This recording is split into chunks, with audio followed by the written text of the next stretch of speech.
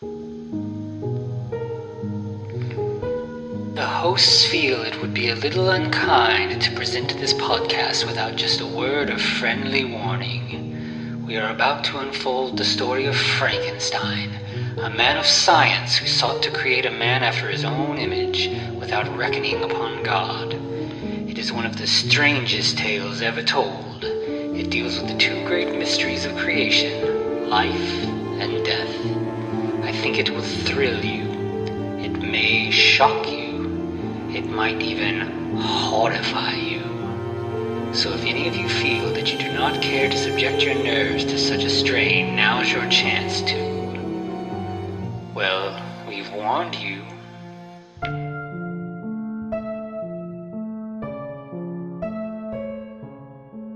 Hello, and welcome once again to the Frankencast. I'm the mad scientist, Anthony Bowman. My pronouns are he, him, and I'm joined as always by...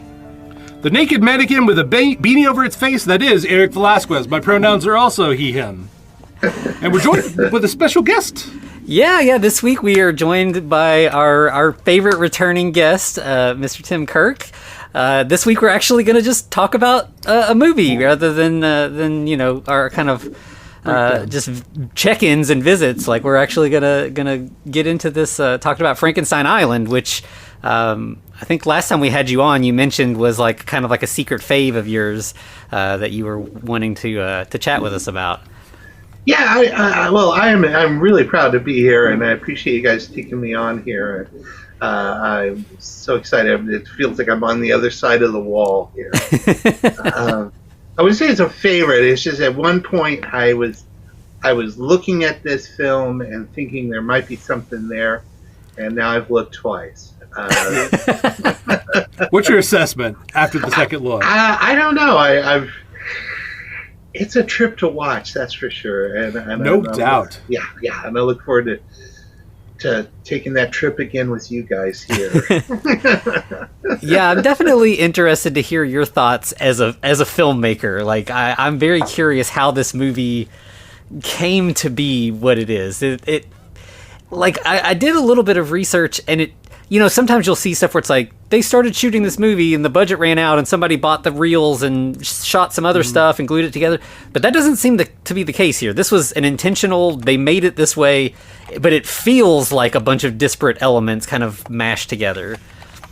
Agreed. I know that's the puzzling moment throughout the whole film, right? Mm-hmm. I don't know. Mm-hmm. There's the one clue we get early on is, I'm sure you guys read that he had quit making Jerry Warren, right? Mm-hmm. And he had quit making films for 15 years. And then something came out like Grease or something. And he thought, oh, I can do that now. And he jumped in and he just made a film after 15 years, right? And he thought, I can just do it just like I had before. Mm-hmm. And so I went into this thinking, oh, okay, so he just went in and thought, I'll just make it just like the movies I made 15 years before. Yet I didn't quite feel like these were beach movies from those. I don't know. That didn't quite help me. That wasn't the clue I was looking for. Right. Now, so let me get this straight. This movie was made in 1981, right? Mm-hmm. Right. It definitely feels like something out of the 60s or maybe early 70s. Yes. Like one of the Bikini Babe movies. Yeah. Yes. Yeah, I mean, the island definitely in the title kind of, you know, it definitely feels like one of those movies that would be called, like, you know, right, like the Blood Island movies, or like, you know, horror at Party Beach and all those kind of things. Right. Yeah, but that era, I guess, was coming back in vogue at that period in the 80s, right? It was just coming back in. Right. I mean, it's like, I think you saying Grease, that makes sense, that he'd be like, oh, this sort of like retro thing is kind of coming back. Like, maybe this is the time. Oh, this is my time, baby. Yeah. I kind of feel like that. And at first I thought, you know, the goons who are, I don't really quite get their setup. You know what I'm talking about? The guys with the... Right. What are they about? Yeah. What are they supposed to be? They got sunglasses, right? Yeah. Mustache. The the dock workers' hats, right? Right. What else they got going there? Sideburns. It's like they're either sailors or beatniks or both. I know. And I was thinking, is this his idea of the biker gang that comes to the beach? Is that like his? You know what I mean? Yeah, I mean, because the sunglasses, they explain that as being like that their eyes are messed up and they need to wear the sunglasses for that. Got it. But it seems like they are supposed to have been previously shipwrecked sailors that Sheila has done something to. Sheila Van Helsing, nee Frankenstein. Yeah. And then you got the Poe spouting somebody. The captain. Jason.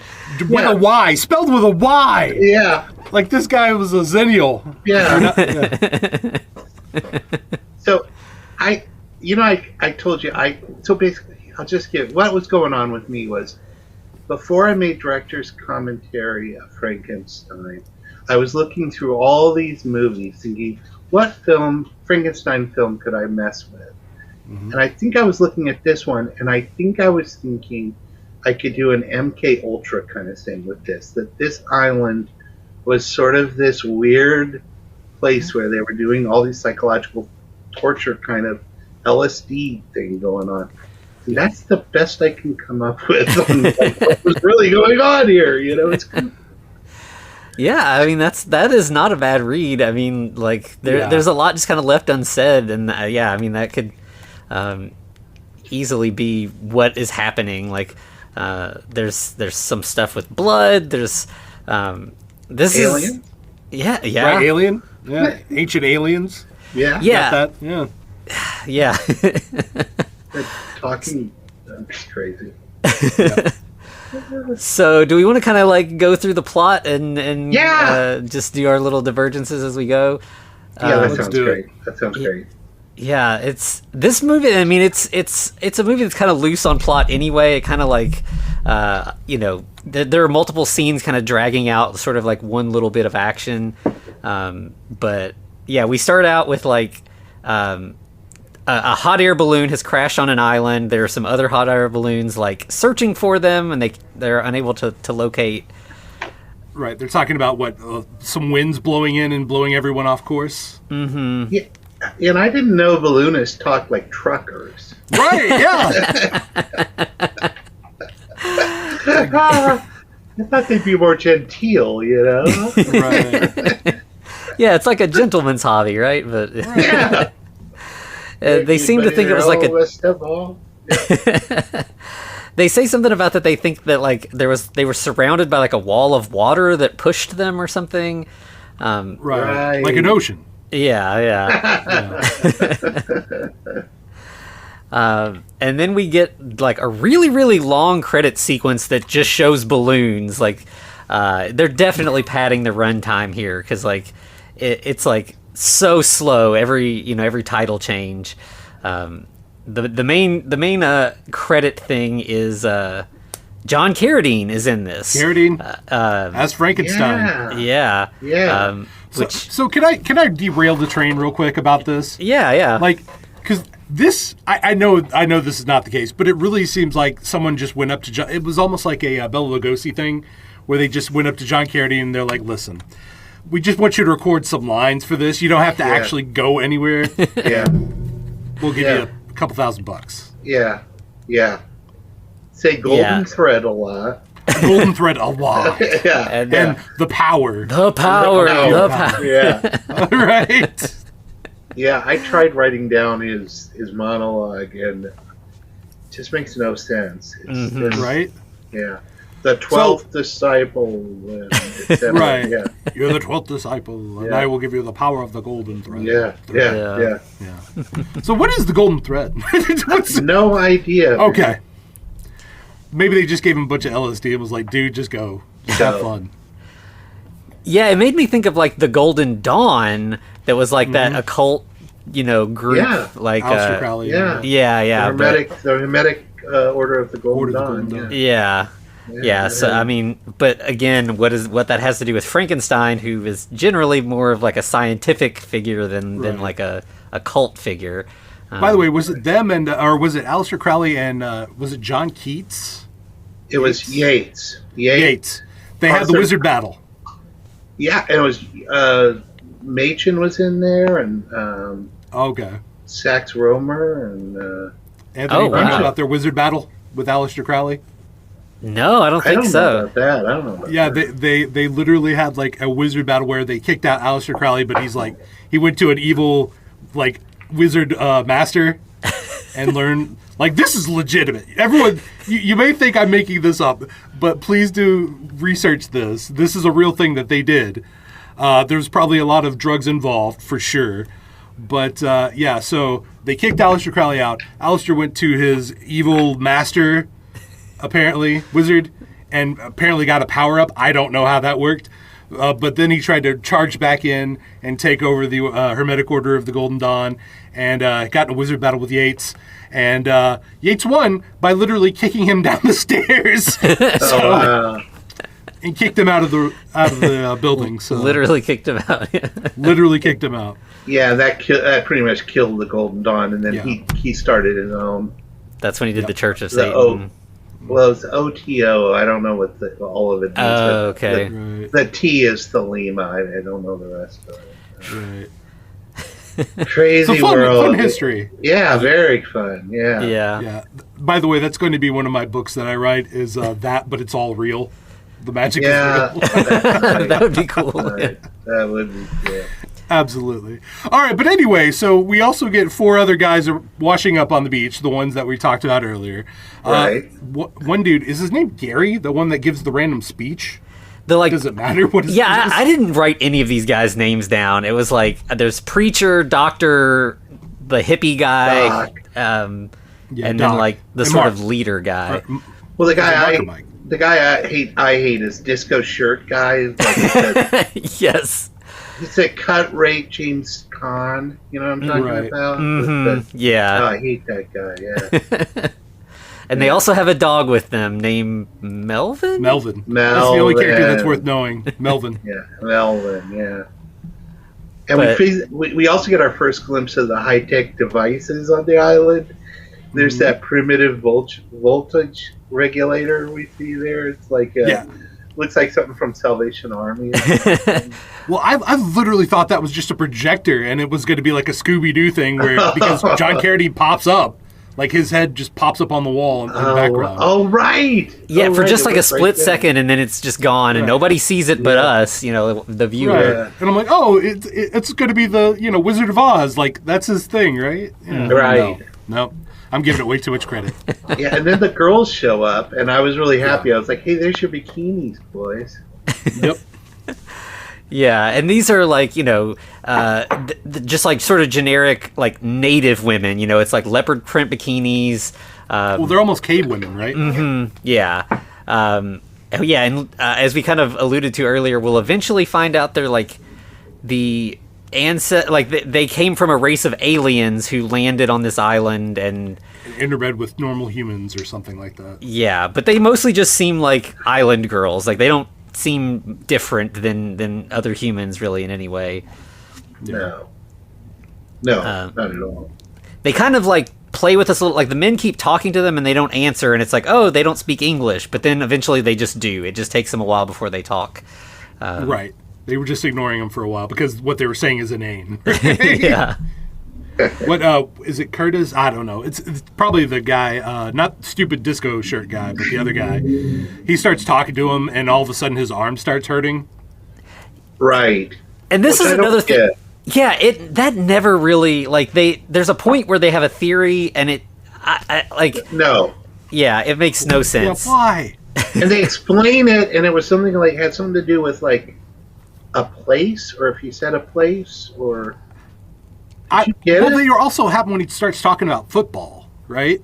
Right. Mm-hmm. Maybe it's the team, but I feel like it's. At a moment, I was like, "Oh, is this because the girls just find it annoying? They're like telepathically hurting the guy. They're like, this is bothering me. Hurt." My best thing. interpretation of it was that you're not supposed to think about the world outside of the island, and if you do, it causes you pain. That I think that's more accurate. Frankenstein is trying to shield them and keep everybody sort of imprisoned on this island. But I mean, I'm having to do quite a bit of a leap to get to that. Wow. They definitely don't spell it out. Yeah, Wow. watch out for your back, man. That's a lot of heavy lifting. That is, man. That's impressive work there, man. Because I was like, is it because he's telling a bad joke? I couldn't tell what that was like. But again, I was focusing on Disco Guy. I was like, all right, wow. But then pretty soon they come up on a couple skulls, and just one of the bikini babes is just shrung up. She's like a hammock, but without the hammock. She just is the hammock. Wrists and ankles tied to two trees. And I thought she was dead, but then we will later find they come back and they tie her or cut her down, and I think is it the preacher guy's like, oh, she was being punished, and they're like, no, initiation. This is initiation. Yeah. For what? Yeah, she likes it or something like that. Yeah, right. Really? It's like, this is what we do in our free time. Crazy. Yeah, we get a lot of shots of them here where the women they bathe the men and cook them. It's a little power fantasy. It's definitely fantasy. Yeah, cave girl stuff, and they do ritual stuff where they're dancing with snakes and. You're right. Yeah, and the guys are like, well, they're definitely into Satanism. So. But also, I got really scared for a second when the girls were cooking the meat. I was like, where's the dog?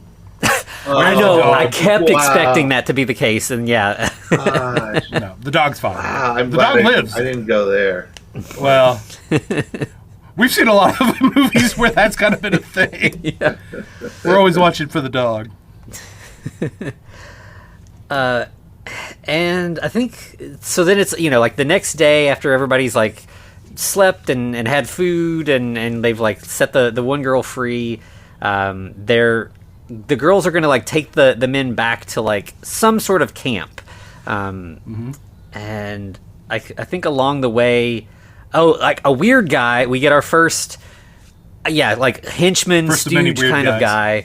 guy. I think they're called guards. Is that the only thing they're referred to in the story? Good, yeah. But yeah, these are the guys we mentioned earlier. They're all in sunglasses, wearing sort of little beanie toboggans and all black. And yeah, one of them pops out of the bushes, grabs a girl, and starts to try to drag her away. Right. And I thought that was going to be the Frankenstein monster for a Right. Mm-hmm. Exactly. Oh boy, this is really bad. Yeah, exactly. But no, it turns out after a few steps away, he just falls over and crawls off without the girl. Right. Mm-hmm. And all the men are like, what was that about? What's going on? Yeah, that guy just likes to steal girls, but because he's not meant to steal them right now, he just kind of gets weak after a while. It's programmed into him. Right? Yeah.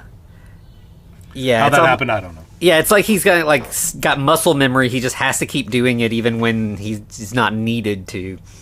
Yeah. It says, and they are experimenting on them. Mm-hmm. Right. Yeah. So we're setting up this sort of relationship where the island girls. There's a lot of Dr. Moreau kind of feeling to it at this point, where I'm like, are these things that Frankenstein has made? What's right? But we also get scenes of the girls doing bong rips. Yeah, they do bong rips from out of skulls at this point. Yeah. Yes. And the men are all like, "What is going on here?" I think that's when they specifically say something about these girls are into witchcraft, right? Is that what's happening right now? Right. That marijuana it's involved in witchcraft all the time. No. Yeah, but that's when the one guy figures out, hey, anytime he starts asking questions about certain locations, that's when his arm starts hurting. Mm-hmm. Right. I think you're right. It is about other places other than the island. Yeah. I think Anthony is onto it. Right. At this point, the girls are like, "Hey, let's go show you something," and they take him to Captain Jason. Once again, spelled with a Y. Mm-hmm. Captain Jason he tells them he's been locked up for 17 years. Mm-hmm. Yeah. By the way, is this the actor screwing up because he says, I'm playing Jason. Did he say that? Nope. Yes, he says, I'm playing Jason. And I'm like, Well, what? well, the guy is acting up a storm. I mean, he's like, how long have I been here? How long? And, Right. you know, a lot of improvising, and he's reciting the poem. The poem. Yeah, and Lenore, and all that business. Yeah, we find out that he had a wife named Lenore and is now like obsessed with the connected Edgar Allan Poe poem. Like almost thinks that like the poem was written preemptively about them because their story matched up so much with the poem. Yeah, Poe had him in mind. Yeah, he said Poe stole it from him. I feel like the guy was born maybe 100 years later than I think yeah. Poe definitely wins that one. Yeah. Right. Yeah. But, you were talking about the filmmaking. It kind of feels like this is, Jerry probably got a hold of this guy. I looked at him. He's got a long filmography. He's been in a lot of stuff. So he's like, hey, just go, man, go, And so he's just like rolling with it. I'm just going to go. I'm going to improvise. Probably made up this whole Poe thing on the spot, Right. That's Jerry liked it, so he kept it in and added is it a spoiler to say one of the cave girls is his daughter? That we find out, like, almost at the end of the movie. He probably just made that up on the moment there. Yeah, I don't think it's a spoiler because it doesn't really it doesn't affect anything. No, it's spoiler to everyone on the set, Right. I feel like it was because I think the cave girl he said it to, she was like, sure, yes, and let's go. Exactly. It was a spoiler to the actress. What? Okay. Around this time, we also meet sort of like the two sort of like main henchmen. There's one that has like a big beard, and the other one has an eye patch and just laughs all the time. Right. For inappropriately. Yes. He also likes to drink, but Yeah. I guess semen and drinking and it's just a thing. Yeah. Right? Yeah. And so like the balloonist guys are like, we're gonna try to break Captain Jason out. We're gonna try to free him. They're not really sure, how to do that. And then I think that's when these two like henchmen come in, and it's, they're like, no, he's important. Like he's, I can't remember. Does Jason or do the guys tell him about the whole blood transfusion thing? I think it's the henchmen that tell them about that, because this is when they come in sedate. I think Jocko is the guy with the beard. I don't know. They keep saying Jocko, so obviously that's somebody's name. But yeah, he's the one who tells them about that and how he's sedated Jason. Okay. But they also want to show him to somebody special. Yeah, they've got an invitation for them. They can go up to the main house. This is a big moment. Yeah, exactly. Right.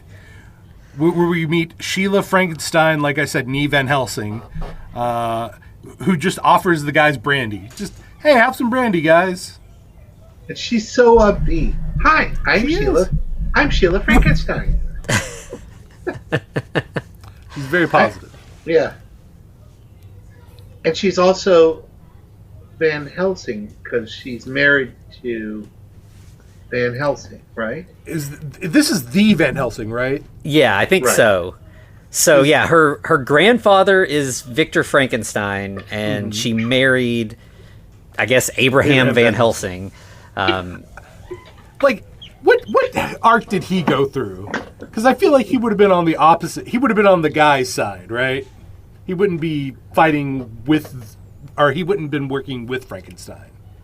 I feel like he would have been fighting him. Yeah. It's really hard to get my head around that one. Right. Where did Abraham Van Helsing go wrong, right? Right. Yeah, and she's got like a picture of John Carradine on the table, and she's like, this is my great grandpa. He lives on in my husband. What? Yeah. Right. I get like they. It takes a little bit before we find out that Van Helsing is also very old, and that I guess at some point Victor physically died, but Van Helsing has managed to continue to live. But yeah, they have some sort of psychic connection that like makes Victor's spirit carry on. Yep. I think you nailed it. Yeah. Yeah, I was trying to figure it out. So here's what I wrote down. What we learned about Dr. Frankenstein this sequence was that he created the paralyzing arm business, set many forces in action, she said, created his own laws, built this island compound, right, channeled his self through her great-granddaughter's husband, Van Helsing, and still controls the island and is dead. That's what we learned about her. Yeah. And apparently he also has the powers to bring people to the island. Oh, that's right. Oh, good point. Good point. Yeah, Sheila tells him all the other stuff, and then the laughing henchman is like, "Oh yeah, that's how you all ended up here. He can affect things that he probably just kind of like butterfly effect nudged things so that your balloon crashed on the island or whatever." That's right. Right, exactly. That's right. And But then she just nonchalantly is like, "Hey, go impregnate the girls here. That way we can have more people. It'll be great." Oh, I forgot about that. Right. Yeah, we need future generations to continue to experiment on. Right. But the thing is, like, they never. What are they like? I mean, I guess the experiment is just that they're trying to make Van Helsing healthier. Yes. Yeah. It doesn't. My understanding is they're trying to get him up and moving, because apparently that helps strengthen the connection to her grandpa. Which the connection seemed fine to me. Yeah, they got perfect reception so far. So yeah, he was kicking out that golden thread business whenever he wanted. Yeah. Yeah, because that's it, right? Because then they go into the laboratory and get to work on trying to fix Van Helsing, right? Mm-hmm. And like I think, the doctor volunteers to help her while the rest of the guys, and like at this point they're not really like, they're not captives, like the men are like, we're gonna work on seeing if we can put together a raft, maybe we can get off the island. And Sheila's like, I mean, you should probably stay, if my grandfather doesn't want you to leave, you're not gonna be able to leave, but you can try if you want, like I'm not gonna stop you. Right. I love the moment when they first go into the laboratory and our guys, the balloonists, they go nuts over the laboratory equipment. They're like, "This is marvelous! I can't believe it!" And I didn't see this in a '50s movie once. Yes, Right. It's just crap. It's like the Salvation Army reject stuff. It's like these gray stretchers. There's nothing fancy, and these guys are going bananas. They're like, "Holy moly!" Right. We meet Van Helsing there, and they're. Yeah, so they just talk to him for a while, right? And then they shock him awake. Yeah. And they're like, "Can we talk to can we talk to your grandfather?" And she's like, "Oh yeah, you'll get to talk to him eventually, but you need to rest for the night first." Right. And this is when he pops up and starts talking about the power of the golden thread and the power of the devil Amun. And the disciples of the 12th light. Yes. Just to the girls. He's just saying this stuff. And it's weird, every time he does this to the girls, at least some of them, sometimes all of them, just like freeze in place for a while. It's like somebody else has to kind of like come shake them loose. While that's happening, Sheila introduces the balloonists to some of the henchmen and explains kind of that they're, that she created them. They're sort of guards of the island that she has made to do things. And she's like, they don't have any blood, so you can't just shoot and kill them. You have to cut them in half with a machine gun. Specifically, cut them in half with a machine gun. I feel like just helpful. Right, just release one Jason Voorhees on this island. He's got him covered. way, And we turns have out, one. Right, We exactly. have a machine gun. Right. Yeah. One, we have one, and two, you would think it would be like horizontally, right? Like through the midsection. No. Later on, we're going to find out it has to be a vertical cut. What? Yeah, what? Yeah, I don't know what that specifically would accomplish that other things wouldn't. I mean, I guess splitting the skull, cutting the brain in half, or something. But Wouldn't you just shoot the brain? yeah, Isn't it zombie rules at this point? right? Yeah.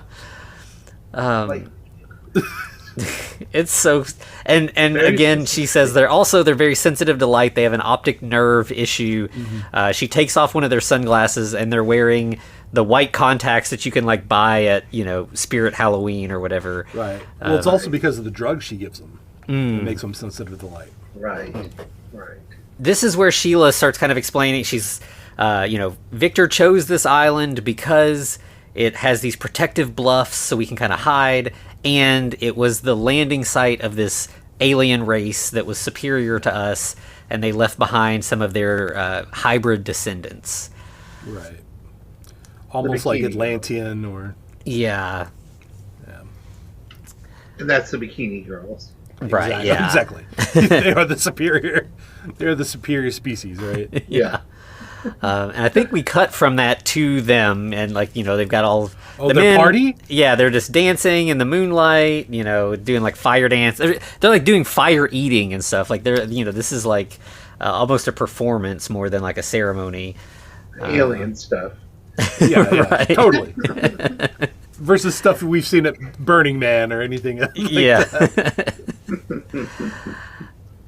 And so that's like the men are just kind of watching. They're enjoying the show for sure. That's kind of like how the night goes. And, Well, Frankenstein then pops up again and is like, "I will give you power." Power. Power. The power. The power. The power. Yep. And wait. Earlier you were saying about it's not Lugosi. You were saying who are you? You were calling back to. Lugosi and Ed Wood. And wasn't he? It wasn't his thing. Pull the thread. Pull the thread. Wasn't that? that does sound That's familiar. interesting. Yeah. And then golden thread here. So maybe there is something going on there. I don't know. Wait, he's trying to tell us there's a conspiracy between old Hollywood actors and Golden Thread. Oh my god. We're breaking. Tim, here's your next movie. You've got to figure this out. Gotta figure this out. Oh my god. The power. The power. The power. And then we- so Oh, are we going to go. talk about the guys with the toy pitchfork? yes, so what it's the weirdest. Like this movie, I mean, it's definitely low budget, but for the most part, it looks okay. Like you're talking about like the Salvation Army stuff. It does just look like old army surplus electrical equipment. Sure, that makes sense. It might have ended up on the down to island. Dollar General to get this pitchfork. Yeah, this is a kid's toy pitchfork that the hench people are using. And they're like waving it around in front of a photo of Frankenstein that is Yeah, that's on the back of a Buddha statue. yeah. How rude is that? It's very strange. And then And it pops up again, right? Right. Yeah. Well, apparently that has the wand has the magic picture changing aspect of turning Frankenstein's face into a skull. where it's just like why? they've drawn it on like it's Yeah. Oh my god. Why? Why would you do that? yeah. But then Sheila Frankenstein or Van Helsing decides she's going to now show the boys her garden. And it's like, everything, it's like big. The vegetables grow way better on the island. It's all these big giant vegetables. Not like super giant, but, state fair winning type Yeah. vegetables They here. at least win a blue ribbon. So then we have the fight with the goons and The Fight Club. The Goon Yeah. Fight Club. Can I jump in here for a moment? Yes, please. Okay, so I look closely at this sequence because let's face it, this film is pretty hard to follow at times. Yes. And at one point, as I was watching this, I just kind of gave up on trying to figure out the whole thing, Makes the whole sense. point of the film. Yeah. But I thought if I bared down, I could figure out at least one part of the film. Okay. Okay. So I think I could discover what the filmmaker was up to, at least what he was trying to say, at least in one point of the film. And I think I did it. And it's in this scene that I begin to crack the code to this filmmaker's magic. And it's a 3-point process, and it starts here. So if you'll follow me, if you will. Okay. Yes. I'm ready. So the fight scene here has no purpose at all unless you focus on the coffin. Okay, yeah. You guys saw that, right? Briefly. Yeah. It's a tarp-covered object. Right? You know what I'm talking about? Yes. Yep.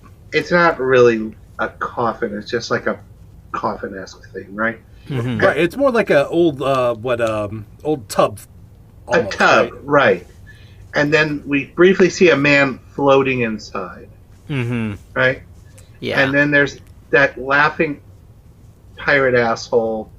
Yep. We see him sprinkle something inside the coffin. He says that he's embalming, right? Yes. Mm-hmm. Okay. That, I'm pretty sure, is the setup to my idea. Okay. So just keep that in mind. We'll come back to it later. Okay. Okay. I want to know where we're going with this, because other than that, I don't see it where this. We get like a jump scare that's not really a jump scare later, but yeah. Okay. You're onto it, man. Just hang in there. But that's All right, I'm ready. You're okay. I'll hold on. Okay. That's it. But let's just see if the pieces fall into place. Okay. Okay. I'm ready. Okay. That's it. That's it for now. Go back to your regular play. Exactly. So the one guy who's we're calling Preacher shows off his awful karate moves and gets his butt kicked. Oh, And, he like- gets his butt kicked.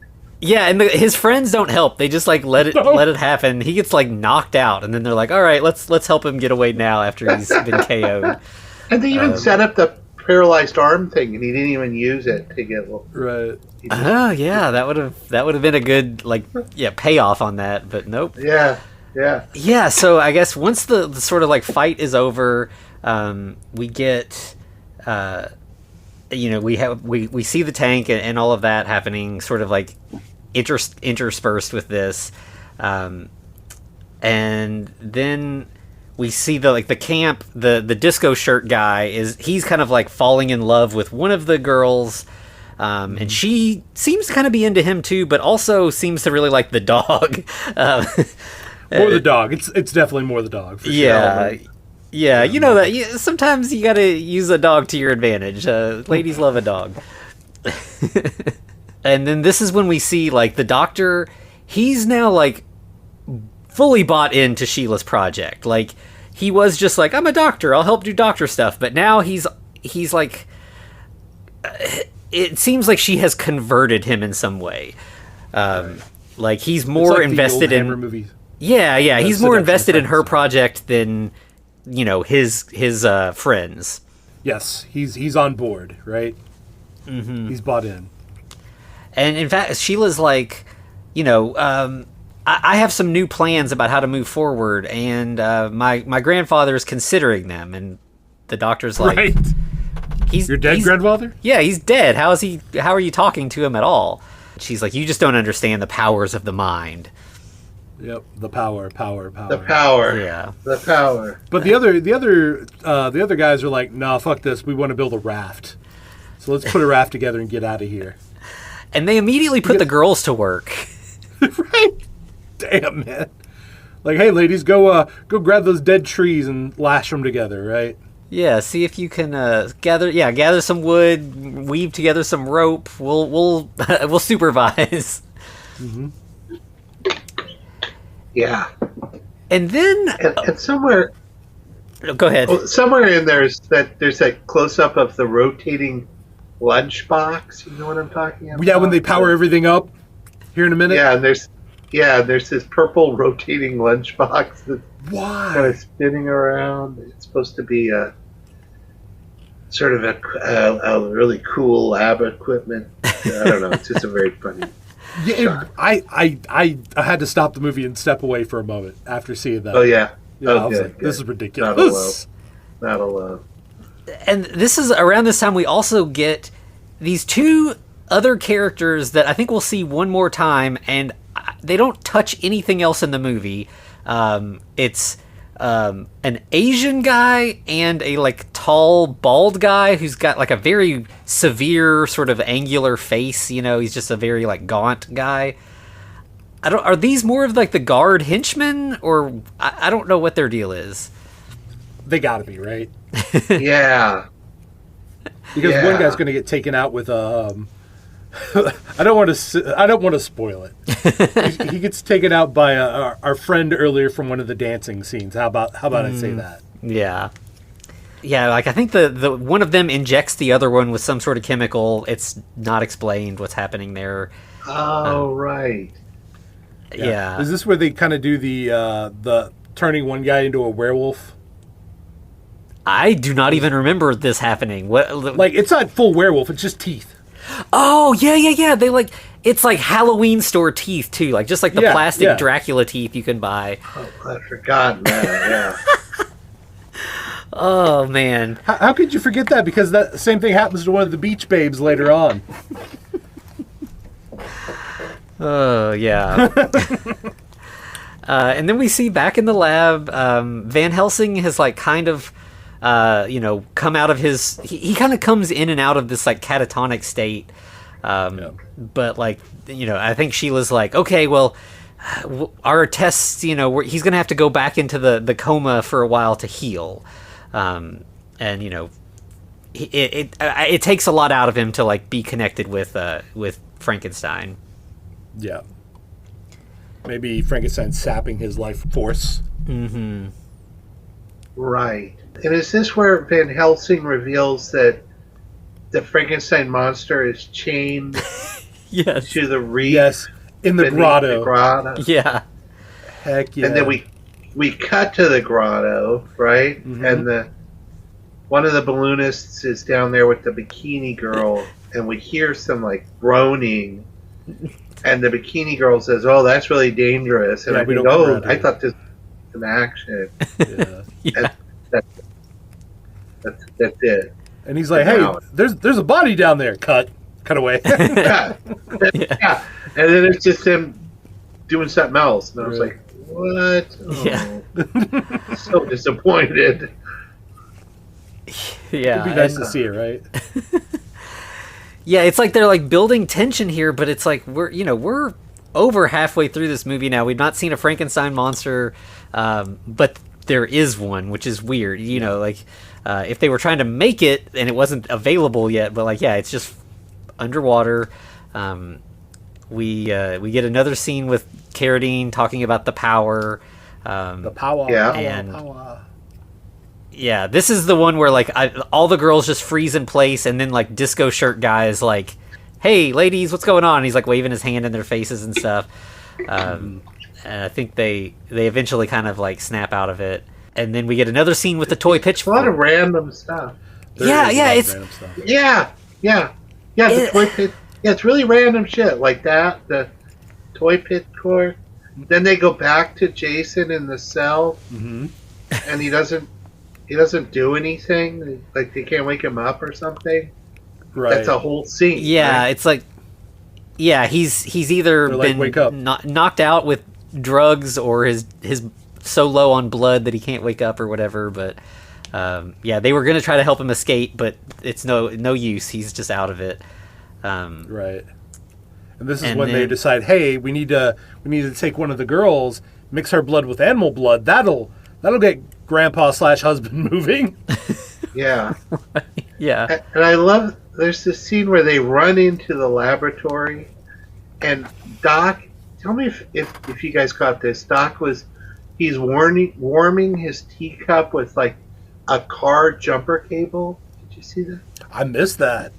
Yeah, they come running in, and the thing that they pan over, and he's got car jumper cable attached to his teacup. So I assumed he was like warming it up. I don't know. It's a dumb moment. Right. But it's my favorite part of the film, though, is he finally, Doc has like a Dr. Frankenstein moment. He gets really caught up in the experiment. Remember this? He's like, this is about life. Life. The stakes are higher than you can imagine. And he's obsessed. And that was the best moment of the film, I thought, really. Yeah. It was like a Frankenstein. Yeah. A Frankenstein film, finally. Yeah. You know? I feel like both in the Universal and the Hammer movies, there's at least, once where, like, Frankenstein manages to get an assistant who's, like, real, like a med student or whatever who's really on board. And, yeah, it felt like that, like... Because the guys are all coming, they're like, we've almost got the raft ready, we're going to be able to get out. And he's like, no, I need to stay. Like, we can talk about it in a day or two, but like, this is more important than us escaping. Well, they're like, hey, we're going to leave tonight. And he's like, yeah, come back tomorrow. Right, right. And the stakes aren't as cool. I mean, he's not creating a monster, it's just adding a few more years to a 200-year-old man or something. But at least it felt like a Frankenstein film for a moment there, at least. Yeah, to me, yeah, I agree. And it was nice, they set up this guy as being a doctor from the beginning and like building to that. Right. Yes. Yeah. So at least and as much as I laughed, right? And as much as I laughed when he was like, "Oh, this is marvelous" with the laboratory, at least that was a key moment of him like being, wow, here we are, a laboratory. I could do some work here, and then here he is, a chance to do it, and so I get it. It's cool.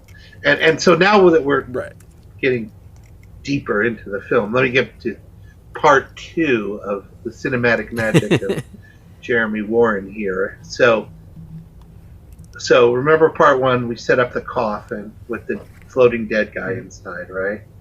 So now we cut to 2 hoods at night standing around laughing and drinking, right? Yep. And one is that laughing guy we love, and the other is just holding a baby goat for some reason. Do you remember this scene? Well, they're going to take the baby goat's blood. They're going to drain the baby goat of blood and mix it with the bikini goat. Wow, Eric, you're on it. I just was like, what is I paid that way about? too much attention to this, man. I'm sorry. Okay, well, I thank you. wasted brain space for it. Okay, so the audience can picture this. It's just the one guy standing in the dark holding a baby goat for an endless period of time, just standing there alone.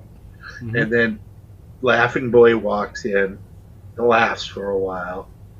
And then then the baby goat guy says, hey, don't forget the embalming. Yep. And Laughing Boy laughs for a while, and then we see him, but we don't see the cough or anything, but he drops some shit. So imagine he must have put it down there. And so that's the reminder of the coffin, right? Right. One more to go. Continue, gentlemen. Back to what we were doing. So then we go back to the lab, and the doctor and Sheila are upset because the native girl that they were working on has died. Yep. She didn't have enough blood, I guess, or they used all of her blood. And that's when the guy comes in with the goat. They just tell him that they don't need it because the girl died. They're not going to be able to do the mix thing.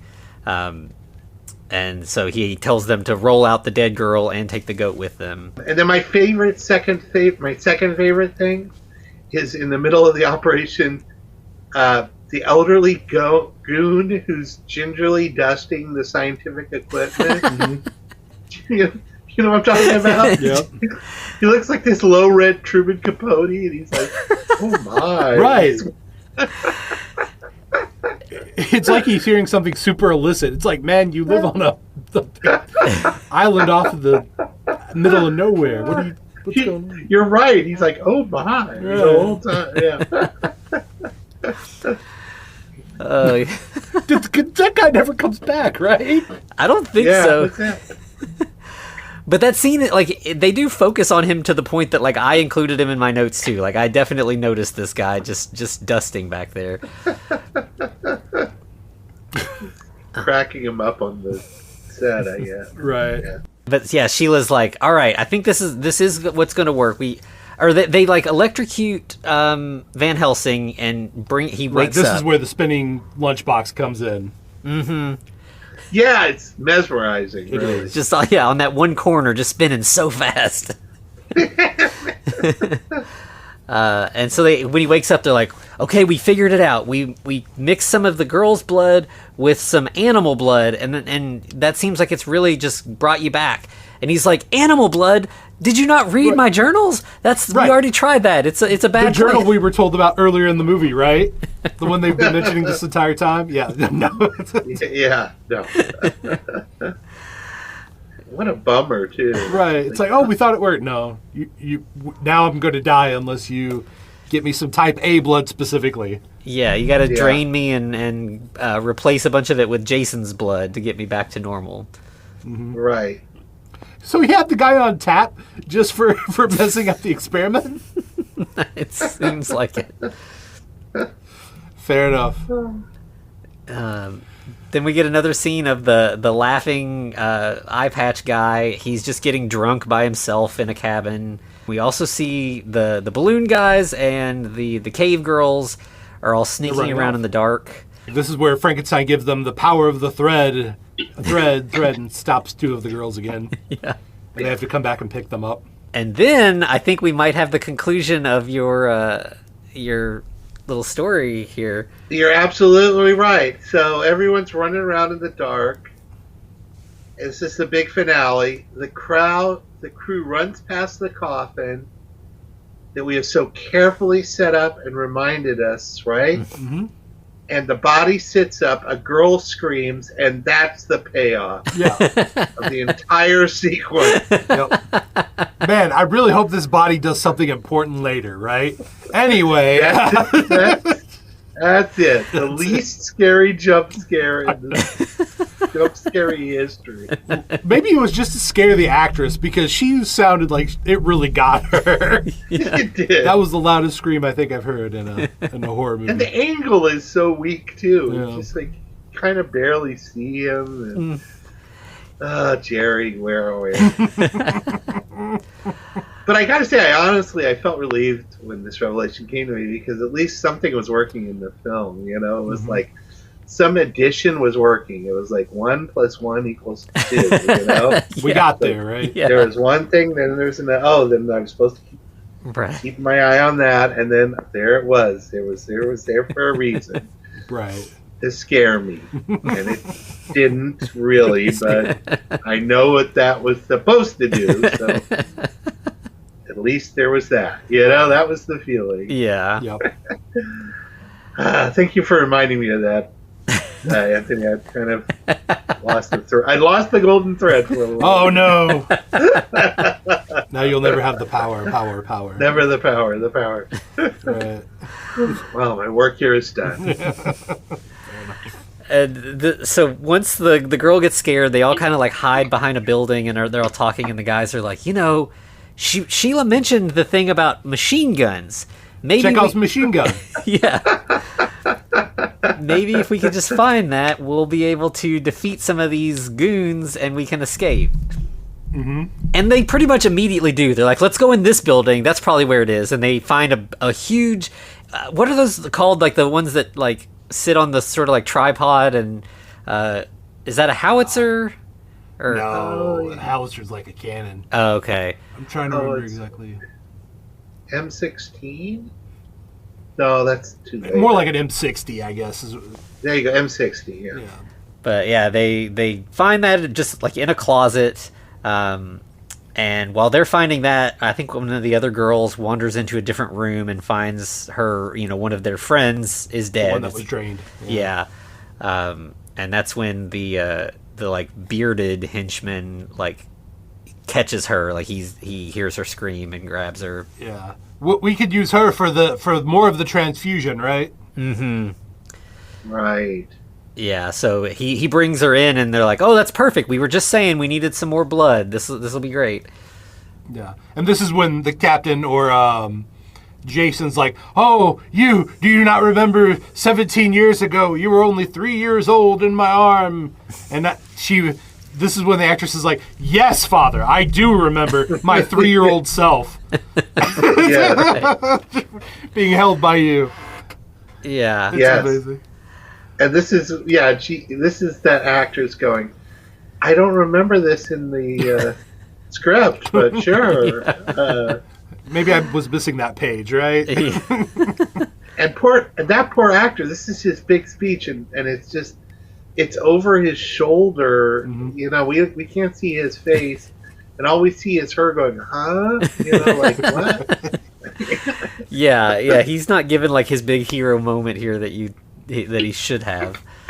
He should have, yeah. And then he's even kind of interrupted. We hear machine gun fire outside, and suddenly all of the like heroes burst in. I think you're giving them too much credit with that one, Anthony. Calling them heroes. But yeah, they set a position in the lab. Yeah. Mm-hmm. And our fake James Caan has the machine gun. Mm-hmm. Yeah. But he does a big slide. Do you think that prop was that heavy? Because he does a shuffle with it. Oh, that's right. He looks like his foot is hurting or something. Yeah, Maybe. You're right. Yeah, I don't know. There's a lot of questions. But this is their chance to kind of like fix everything. They like untie Jason and the girl. They're like, "Come on, Doc, we can get out of here." And the doctor's like, "No, yeah, I'm here to do this work. This is important. I'm here work. to save this great man of science." Yeah, the guys are basically like, "No, we're taking you with us," and like while Van Helsing is whispering in his wife's ear. Mm-hmm.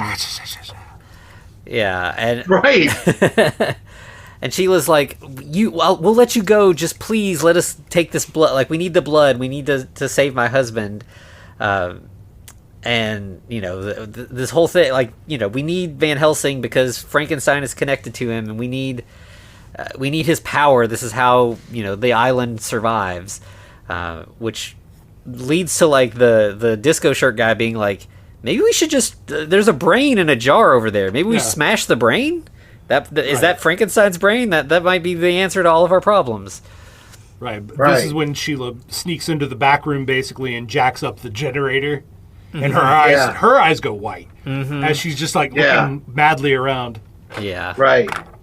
And somewhere in there, she says, She makes some deal with them that I'll take away the that she has sort of mesmerized the Doc, and I'll take that away from him, which I didn't know that she mesmerized the Doc. Neither did Did we. we know this? Did you guys know this? They never ever say it until just now. Yeah. No. Okay, yeah. And she said, I'll take it away of something, and then a little later he shakes his head and goes, "Oh, I feel better. Hey, you feel better now? Oh boy, I don't know what was going on with I me feel like or I just came something." out of sleep. Yeah. Yeah. So that was an odd moment. So then Frankenstein summons the monster, right? Yeah, pretty much the spirit of Frankenstein's like, "I'm tired of this shit," and he just summons Frankenstein. He's like, "I'm just burning it all down. Let's go." Yeah. And this is the closest. I tried to write down. I couldn't really, but I tried to write down Dr. Frankenstein's monologue here, and it's the closest to being a little more Cohesive. meaningful. But it was something, "I hear thee, oh so close I hear, so I hear, be thee assured, my response is coming, blah blah blah. Yeah. Grant upon thee this night, the created one becomes strong, that he be strong in the name of Frankenstein. He shall have strength." You're right. And there's some golden thread in there somewhere, and So we also went a from power. to strength, right? Yeah, power, right? Yeah, power to strength. And there's some golden thread, and then the monster crashes into the laboratory, right? We pretty much have our action scene where like all of the goons and the monster are attacking the bikini babes and the heroes, protagonists. That monster sucks. He sucks so bad. Yeah, I don't That know. is the least work I think we've seen in a monster. Yeah, I wonder if like they did the makeup and then they were like, "Yeah, this isn't great. We won't use this much. We'll just save him for the end." Right. He's just flailing his arms. He kicks over one table that's got like empty plastic bottles on it, right? Yeah, they had to be like, listen, we want you to just like throw something, but you can't throw everything that'll get destroyed. So here's some plastic from catering, right? That's right. That's right. Yeah. It's everyone else's sort of fake fighting. He's just kind of waving his arm. Yeah, he doesn't fight at all. He's just like, I'm just going to waddle over here and flip the table. Yeah. And then fake Jimmy Kahn, like, his machine gun jams, so he's useless. Yeah, this is when we get the one of the bikini babes.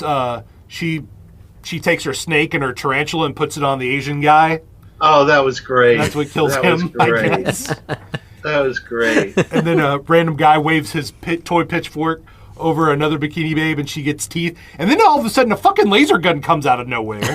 I forgot about that. Yeah, that was great. So, But the machine gun or laser gun? yeah, the fighting was reminding me of like junior high Yes. fake fighting on the in the yard. You know, it's like Yes. Yeah. oof, got you. Oh yeah, It's very so Batman's 60s. bad. Totally, series. totally, Yeah. yeah. Oh, it's so bad. And yeah, while all that's going on, Sheila starts panicking that like the fight is going to cause the brain in the jar to get damaged, and then Van Helsing's like, "It'll be okay. There's a backup brain. It'll be fine." And then I would love to see this script with the words "backup brain" on it. Absolutely. and sure enough, something happened. Does the brain or does the jar just explode, or It does just fizzles out, I think, right? Yeah, the glass breaks and the brain just kind of like melts, sort of. And then the Frankenstein monster and all of the henchmen guys just kind of like power down, like robots or something. And this is when the Right. bikini babes are like, we've got 1 minute. This has apparently happened in the past before. So we've got Yeah. 1 minute.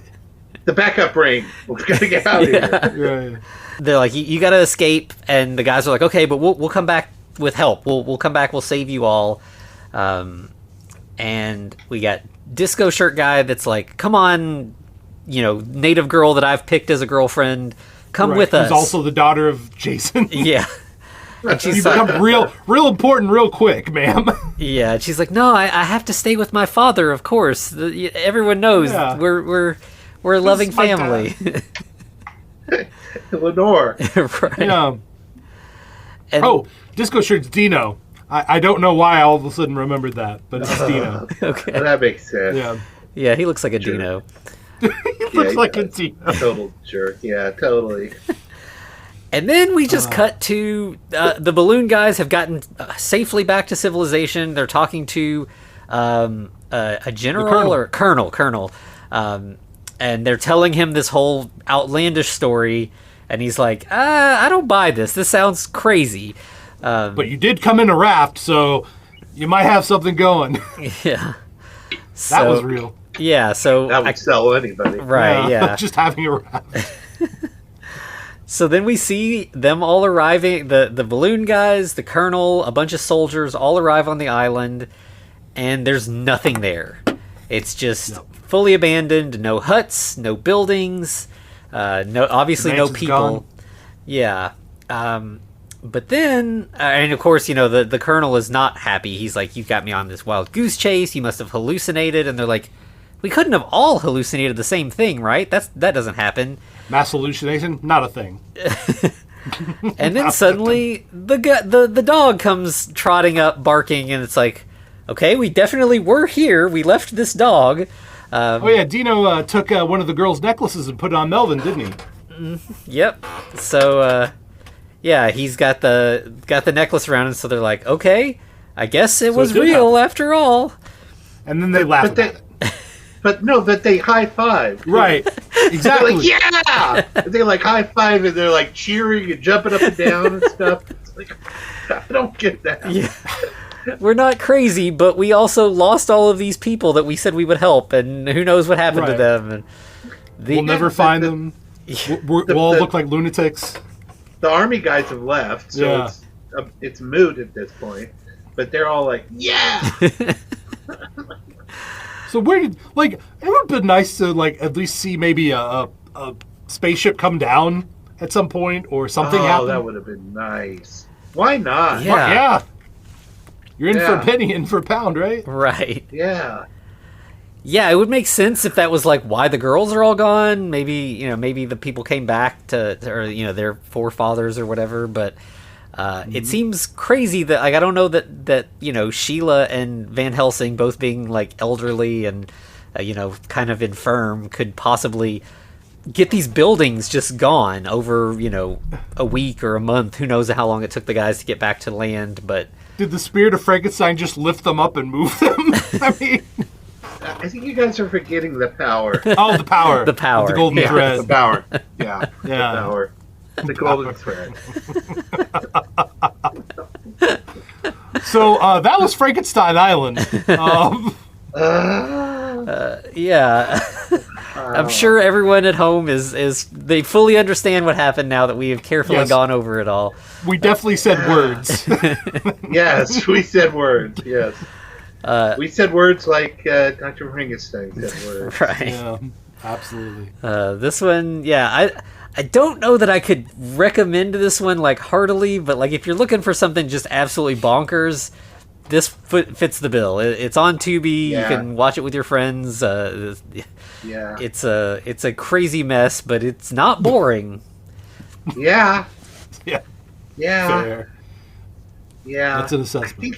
It might be one of those where you just get drunk or high to the point when you just really aren't quite aware of who you are anymore or control of yourself. Right. So it's just like, I really can't quite even understand what's going on, because then you're in a good state, because then you're right with it. Right, you're following right along. Yeah, just let it wash over you. Yeah. Yeah, that's the only place to be, man. Yeah.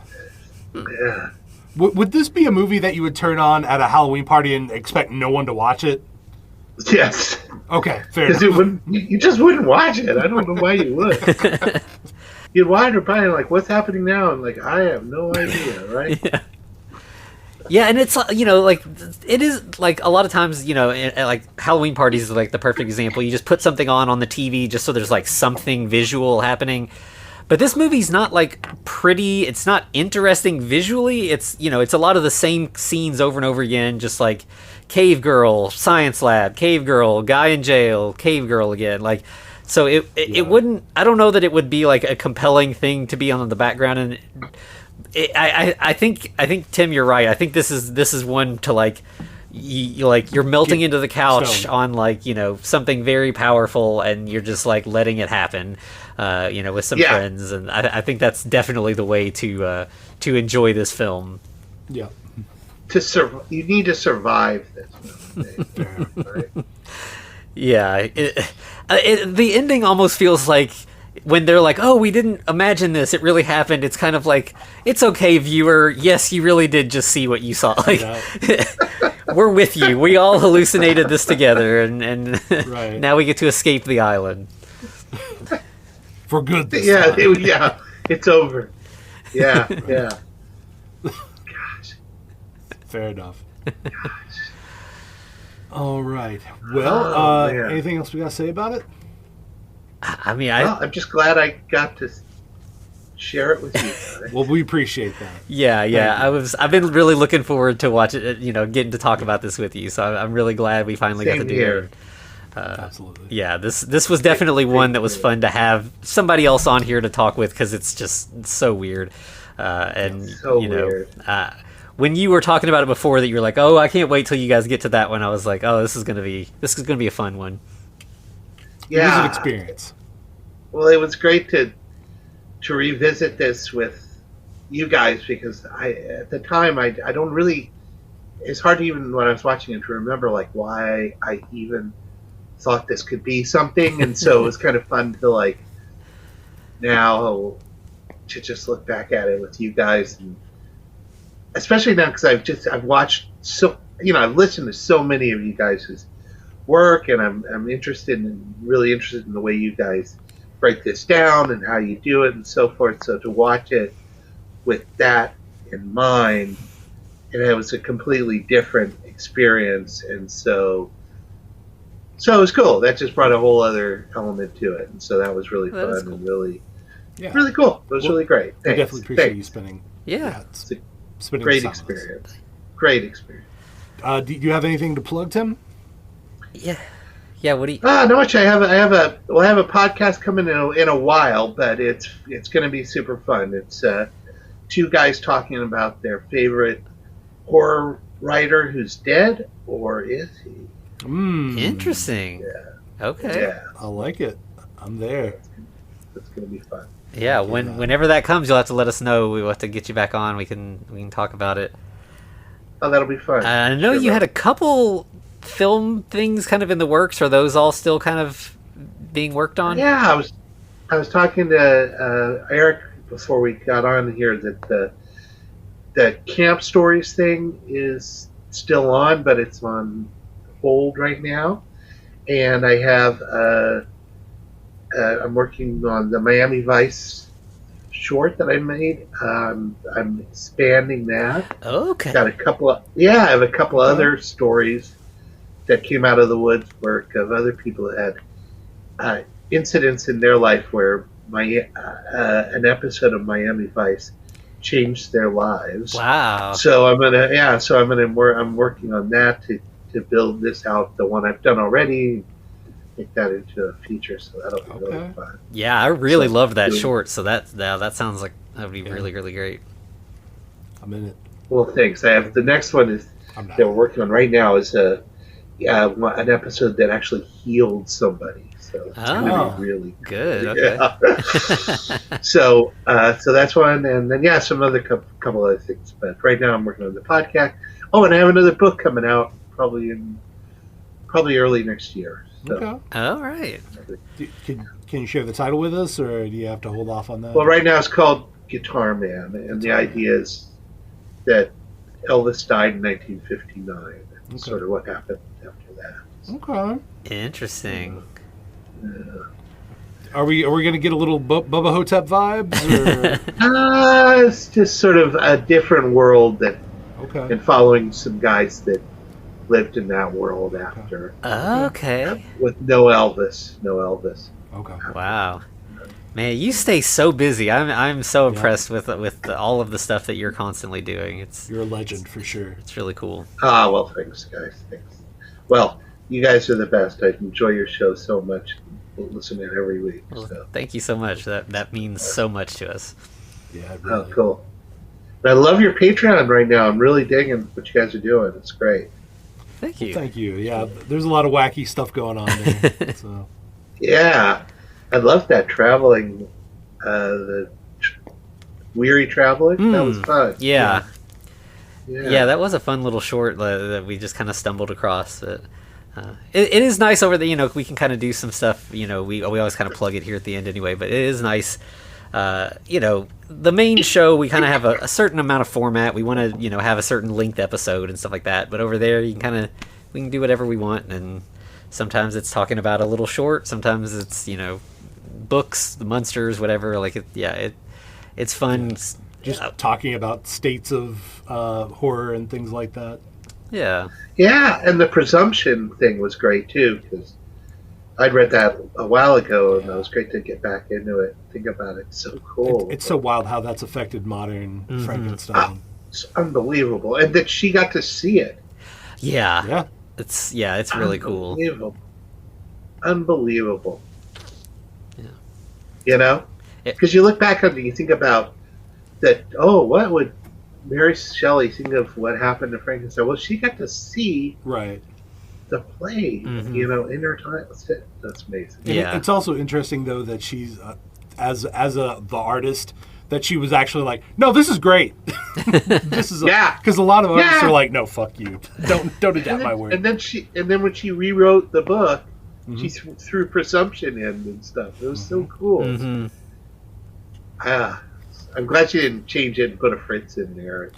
Yeah. It would have sucked. Yeah, if she went too far into it, I think it would have changed the legacy of the story. Like, the changes she made, there are some, there are people who, like, argue over which one is the more legitimate version or whatever, but they're not drastic changes, whereas that would have been No. too much, I think. Yeah. Agreed. Throwing in a presumption is that's not a problem. Yeah. Solid. It's all good. All right. Well, I'll look forward to next week. Yeah, absolutely. Next week is it's going to be our 150th episode, so we are going to be talking about a movie called Frankenstein. We haven't done one that's just called Frankenstein in a while. This is the one from 2007, directed by Jed Mercurio. I think we have a list of like 10 movies that are just called Frankenstein, and every now and then it's nice to just jump back to one that's straightforward. Wow, I don't think I've seen it. It's been a while since I've seen it too. I'm trying to remember which one it is. You know, when you have ones that are just called Frankenstein, they do tend to blur together, which is why I kind of like spreading them out a little bit more so that they don't all feel the same. Yeah, this one, is a little more, like what 2007 I said, so it's a little more recent. Yeah. Well, I'll check it out for sure. Yeah, it's a BBC production, I believe, or ITV. Oh, nice. Yeah. But I will check it out for sure. Absolutely. Well, thank you, sir. All right. Thank you, guys. To be continued. Continue. The power. Looks like you've survived another episode. The Frankencast is a production of FCR Media. It's hosted by Anthony Bowman and Eric Velasquez. Follow us on Twitter at The Frankencast, or send us a letter at thefrankencast@gmail.com. Our cover art is by Amanda Keller. You can find her at Keller Illustrations on Instagram. Our theme music is by Vivek Abhishek. Thanks for listening.